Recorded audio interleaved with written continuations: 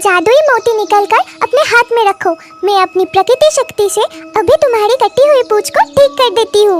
ये कहते हुए मणिमाला जल परी अपने माथे से जादुई मोती निकलकर हाथ में पकड़ लेती है। फिर प्रकृति देवी अपनी प्रकृति शक्ति का इस्तेमाल करते हुए हाथ घुमाकर जादू से जल परी की कटी हुई पूंछ को फिर से जोड़ देती है। धन्यवाद प्रकृति देवी, अब मैं पूरी तरह से ठीक हो गई हूँ। आपकी ये मदद मैं हमेशा याद रखूंगी। टूनी पंछी का पीछा करते करते अचानक चुड़ैल की नजर जल परी मणिमाला पर पड़ते ही देखा कि उसकी कटी हुई पूंछ फिर से जुड़ गई है। अरे जल परी के पास वो कौन है?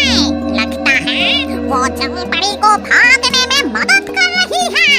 ये देख के चुड़ैल दौड़ते दौड़ते जल परी की ओर जाती है और कहती है, जल परी तू वहाँ से जरा सा भी मत हिलना, मैं कहती हूँ रुक जा।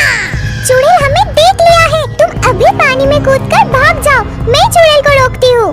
प्रकृति देवी की बात खत्म होते ही मणिमाला जल परी पानी में कूदकर भाग गई। इधर चुड़ैल गुस्से में प्रकृति देवी के पास आकर कहती है, अच्छा मानव, तूने मेरे शिकार को भागने में मदद की, आज मैं तुझे मारकर कच्चा चबा जाऊंगी।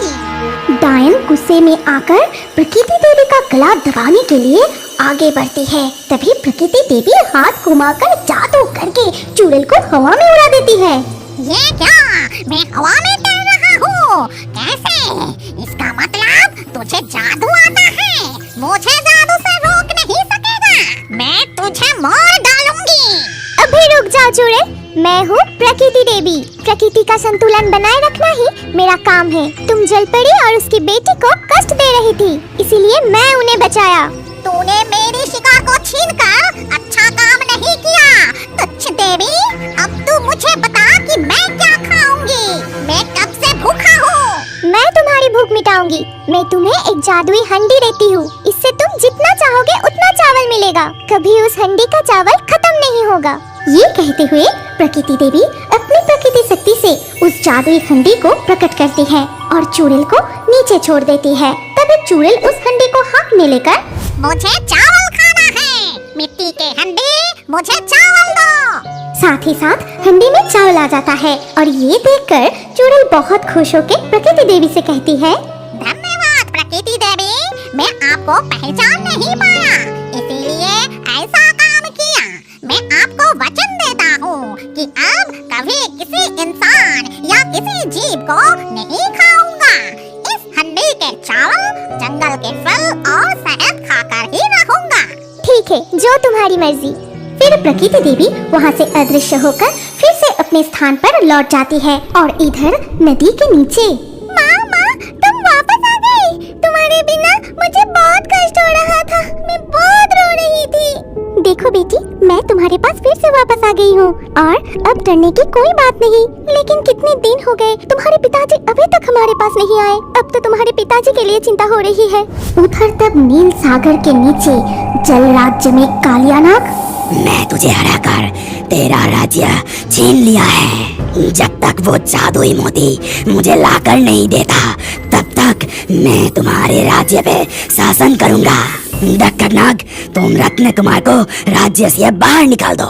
कालियानाग के कहने पर रत्न कुमार को उसके राज्य से निकल दिया जाता है। फिर वो नील सागर पार करके बहुत दूर चला जाता है, लेकिन कहीं भी उसे पत्नी मणिमाला और बेटी दिखाई नहीं दिया।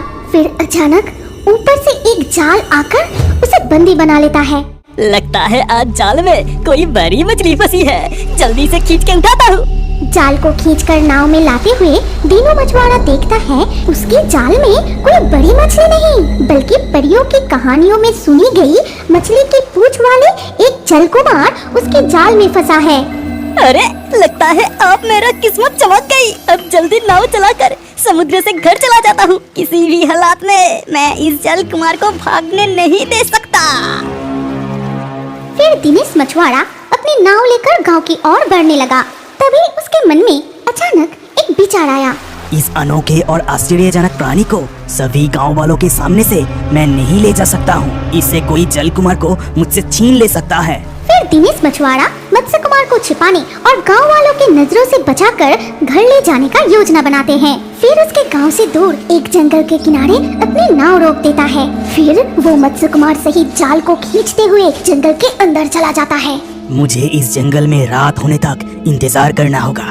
फिर मैं रात के अंधेरे में जंगल के रास्ते से घर चला जाऊंगा, जिससे मुझे कोई नहीं देख पाएगा।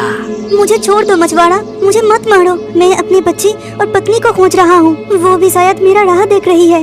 अरे ये तो बोल भी सकता है और छोड़ देने की बात कर रहा है। तुझे मैं घर ले जाके अपने पानी के टंकी में छुपा के रखूंगा। ऐसे अनमोल प्राणी को कोई हाथ से जाने दे सकता है क्या? इधर तब मणिमाला जलपरी और उसकी बेटी नीनी रत्न कुमार को पानी के नीचे अलग अलग जगहों पर तलाशना शुरू कर देती है और खोजते हुए वो एक जंगल के जलाशय पे पहुंच जाती है। माँ, पिताजी को तो अब तक हमारे पास आ जाना चाहिए था, लेकिन वो अभी तक नहीं आए। अब हम क्या करें?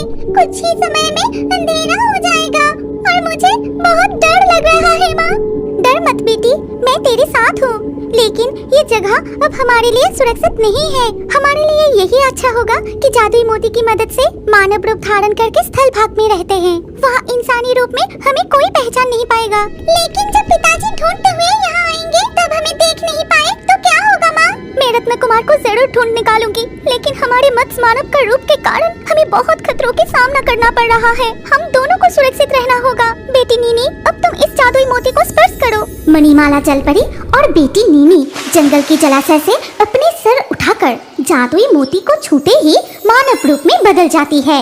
फिर वो जलाशय से निकलकर जंगल के रास्ते पर चलने लगती है।